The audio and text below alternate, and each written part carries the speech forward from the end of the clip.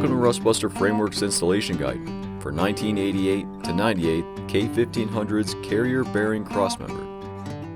Before you begin, if you're uncomfortable performing any of the processes listed in this guide, then we strongly suggest you seek the work of a professional. Ensure you have all the tools and utilities listed and that you are following all of their manufacturer's safety precautions during use. Step 1. Disconnect your vehicle's battery. Inspect for potential fire hazards such as leaking fuel lines and engine components. Repair or remove these before starting. Finally, clear the work area of any safety hazards. Step 2. Lift or jack your vehicle and support it with jack stands. Ensure your lift points don't interfere with the removal or installation of the part. Step 3.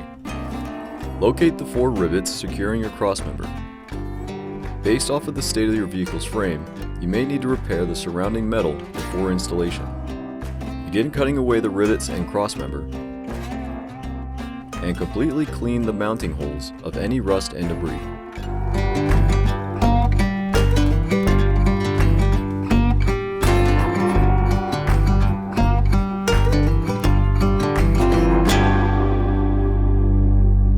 Remove the crossmember.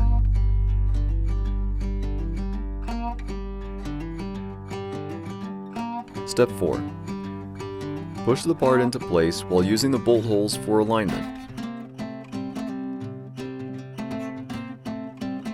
Insert the included hardware and secure it with a 15mm socket and wrench.